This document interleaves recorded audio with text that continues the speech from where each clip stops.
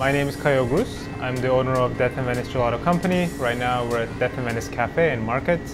Here we make our gelato, but we also have other companies that work with us and we create a market experience in Death and Venice Gelato. So we only use local fruits, we only work with local organic and fresh products. So that kind of limits us because we live in Canada. The growing season is so short. It's funny, I make gelato, but I don't have a sweet tooth. So I like to come up with flavors that have some kind of season and some kind of element that actually breaks the sweetness.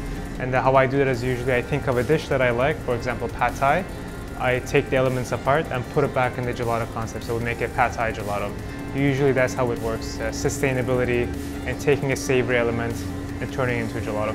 Sometimes you find a flavor, like a concept, it really kind of touches people in a very sentimental way, and corn on the cob was that because it was gelato, but it tasted like corn on the cob.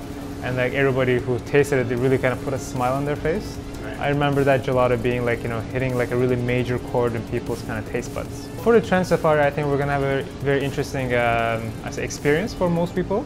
A lot of people drink wine or other spirits and they go to tastings, they enjoy these things, but the chances are they've never had actually gelato tasting.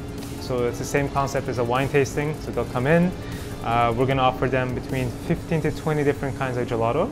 And we're going to talk and we're going to go from savory to sweet. We talk about how we actually source these products, what's the concept behind them, what dish they're influenced from, and we talk about the taste notes. I think that's quite unique. And also we take them back and we take them to the production area, so they see how we actually make gelato. We explain the concept behind gelato, why it's different than ice cream. A lot of people eat ice cream or gelato, but they don't really know how it's made. I think it'll be an interesting kind of combination of technique, learning about gelato history, and also tasting 15 to 20 different kinds of gelato.